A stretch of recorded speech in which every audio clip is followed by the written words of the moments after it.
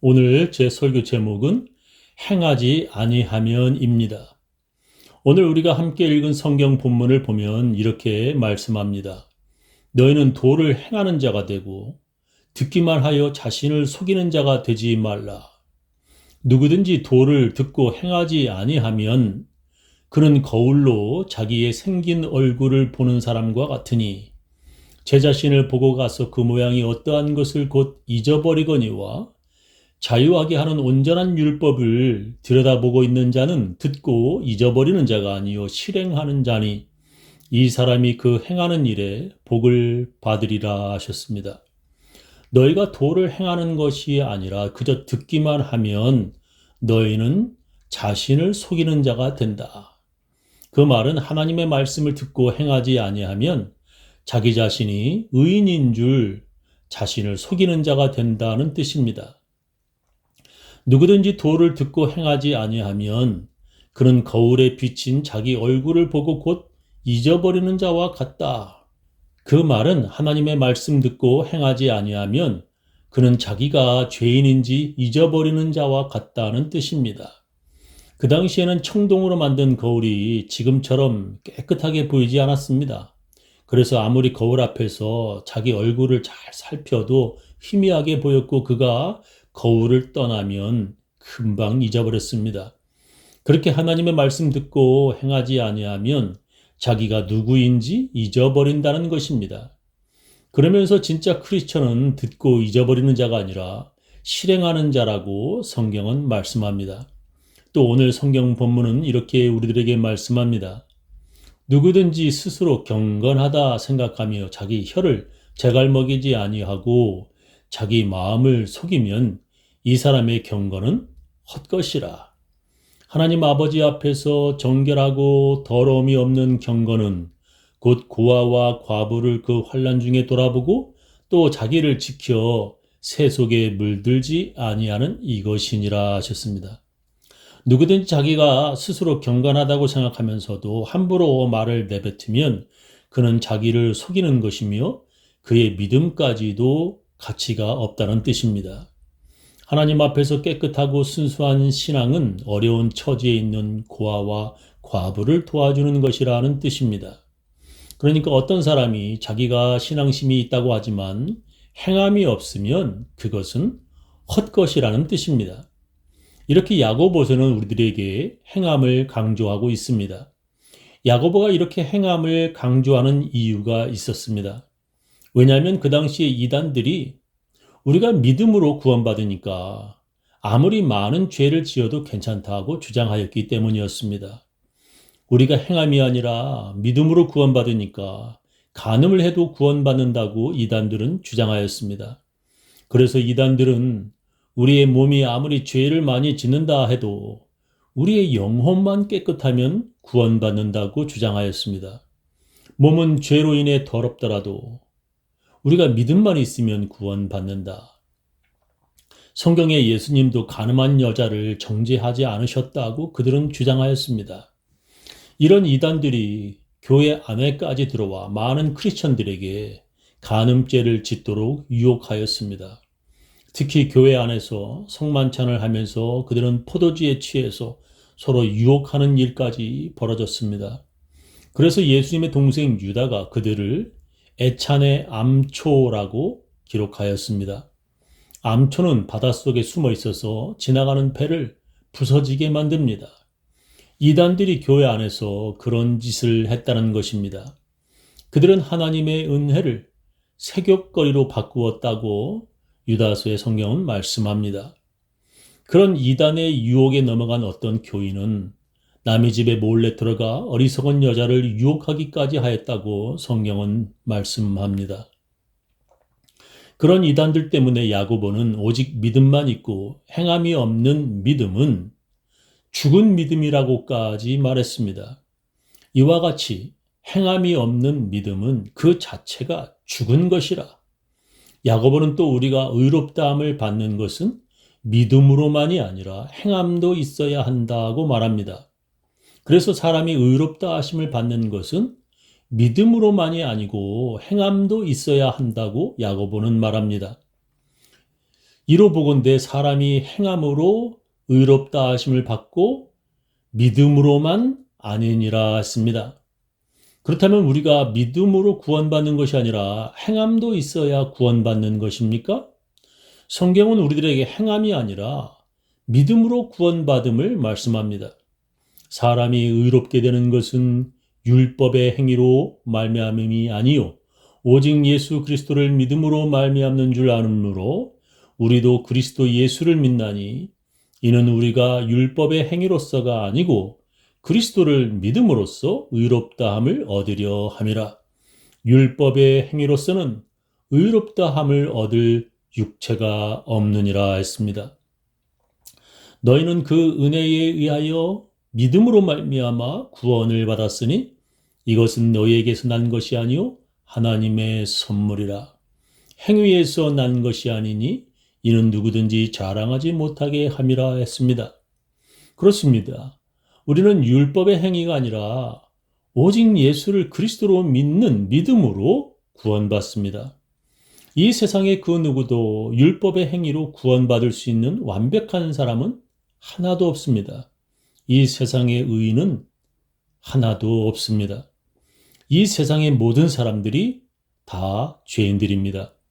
예수님은 의인이 아니라 죄인들을 구원하러 오신 그리스도이십니다. 만약에 율법을 잘 지킴으로 구원받을 수 있었다면 예수님은 오실 필요가 없는 것입니다. 우리는 율법이 아니라 믿음으로 구원받습니다. 왜냐하면 이 세상 그 누구도 하나님의 율법을 완벽하게 지킬 수 없기 때문입니다. 그렇다면 우리는 궁금한 것이 있습니다. 우리가 율법을 완벽하게 지킬 수 없다면 하나님이 왜 지키지도 못할 율법을 우리에게 주셨을까요? 하나님이 왜 우리들에게 율법을 주셨을까요? 성경은 우리가 죄인임을 알게 하시려고 율법을 주셨다고 말씀합니다. 로마서 3장 20절에 보면 그러므로 율법의 행위로 그의 앞에 의롭다 하심을 얻을 육체가 없나니 율법으로는 죄를 깨달음이니라 하셨습니다. 율법을 지키는 것으로는 하나님 앞에서 그 누구도 의롭다는 인정을 받을 수가 없습니다. 율법은 우리가 죄인이라고 하는 사실을 깨닫게 하는 것뿐입니다. 사람이 율법이 없으면 자기가 죄를 지었는지 깨닫지 못합니다. 율법을 알지 못하면 다들 결혼하지 않고 동거하는데 내가 이 사람 저 사람과 동거하는 것이 무슨 죄가 되냐고 말합니다. 율법을 알지 못하면 내 돈 내가 쓰는데 11조 하지 않는 것이 뭐가 죄냐고 말합니다. 그래서 성경은 이렇게 말씀합니다. 죄가 율법 있기 전에도 세상에 있었으나 율법이 없었을 때에는 죄를 죄로 여기지 아니하였느니라 하십니다. 아프리카 식인종은 사람을 잡아먹어도 죄가 되지 않습니다. 개들은 아무데나 똥을 싸도 그것이 죄가 되지 않습니다. 법을 모르면 죄인지 모릅니다. 법을 알아야 죄인지 아는 것입니다. 자기가 죄인임을 알게 하는 것이 바로 율법입니다. 그런 죄인들을 예수께로 이끄는 것이 율법이다라고 성경은 말씀합니다. 이같이 율법이 우리를 그리스도께로 인도하는 초등교사가 되어 우리로 하여금 믿음으로 말미암아 의롭다함을 얻게 하려 함이라 했습니다. 어떤 성경은 율법을 몽학선생이라고 번역했습니다. 몽학선생은 그리스 시대에 어린 아이들을 가르치는 가정교사 노예를 뜻합니다. 노예 중에서 똑똑하고 지식이 많은 노예를 택하여 그 주인은 자기 집 아이들을 가르치게 하였습니다. 그렇게 율법은 우리를 그리스도께로 인도하는 초등교사라는 것입니다. 자기가 아무리 노력해도 하나님의 율법을 완벽하게 지킬 수 없다는 것을 깨닫게 하는 것이 바로 율법이라는 것입니다. 그래서 율법은 우리를 하나님의 은혜로 구원받는 예수 그리스도께로 인도하는 것입니다. 하나님께서 우리들에게 율법을 주신 이유가 바로 하나님을 사랑하고 이웃을 사랑하라는 것입니다. 이웃을 사랑하는 것은 이웃의 것을 탐내지 않는 것입니다. 자기가 손해를 봤으면 손해본 만큼만 배상받으라는 것입니다. 그것을 성경은 눈에는 눈으로 이에는 이로 받으라 말씀합니다. 출애굽기에 보면은 눈은 눈으로, 이는 이로, 손은 손으로, 발은 발로, 데운 것은 데움으로, 상하게 한 것은 상함으로, 때린 것은 때림으로 갚을지니라 했습니다. 그러나 사람들은 이 율법을 문자 그대로 행하려고 합니다. 그래서 눈을 다치게 하면 똑같이 눈을 다치게 하려 합니다. 이를 빠지게 하면 이를 빼려고 합니다. 그런 뜻이 아닙니다. 피해를 끼쳤으면 그만한 배상을 하고 피해자는 자기가 손해본 그만큼만 보상을 받으라는 것입니다. 그런데도 사람들은 더 많이 배상받으려고 합니다. 그래서 그때 제사장들이 하나님의 율법으로 재판하는 일을 하였습니다. 법이라고 하는 것은 모든 사람에게 공평하여야 합니다. 그런데도 이 세상의 부자와 권력자들은 법보다 위에 있어 그 처벌을 교묘하게 피해갑니다. 부자와 권력 있는 자들은 죄를 지어도 감옥에 가지 않습니다. 가난한 자와 힘이 없는 자들에게 불리한 것이 이 세상의 법입니다. 그러나 하나님께서 주신 율법은 모든 사람이 지켜야 할 최소한의 법입니다. 그 법은 이렇게 말씀합니다.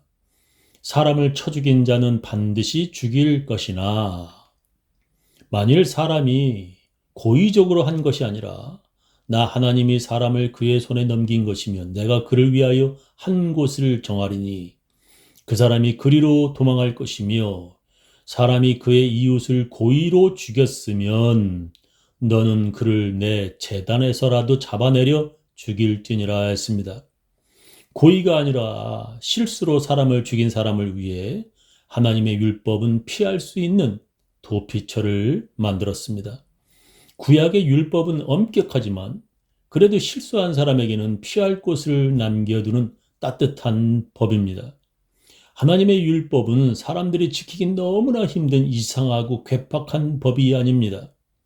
하나님의 율법은 우리가 이웃을 사랑하고 하나님을 섬기며 살겠다고 생각하면 누구나 다 지킬 수 있는 상식적인 법입니다. 그런데도 사람들은 하나님의 법을 알려고도 않고 또 지키지도 않습니다. 그러면서도 그들은 더욱 큰 죄인, 다른 사람을 정죄하는 죄까지 저지르는 것입니다. 우리는 그런 기본적이고 상식적인 율법도 지킬 수 없습니다. 그래서 그런 죄인들을 위해서 예수님이 오셨습니다. 율법은 바로 우리가 죄인임을 깨닫게 하고 율법은 죄인들을 예수 그리스도께로 인도하는 것입니다.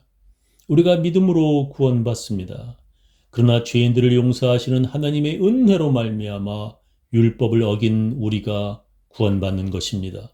그렇게 구원이 하나님의 은혜임을 알게 하고 죄인인 우리를 예수님께로 날마다 인도하는 것이 바로 율법입니다. 그래서 성경은 그 율법을 파기할 수 없다고 말씀합니다. 그런지 우리가 믿음으로 말미암아 율법을 파기하느냐? 그럴 수 없느니라. 도리어 율법을 굳게 세우느니라 했습니다. 저는 우리 교인들 모두 하나님의 은혜 속에서 살아가시기를 예수님의 이름으로 축원합니다.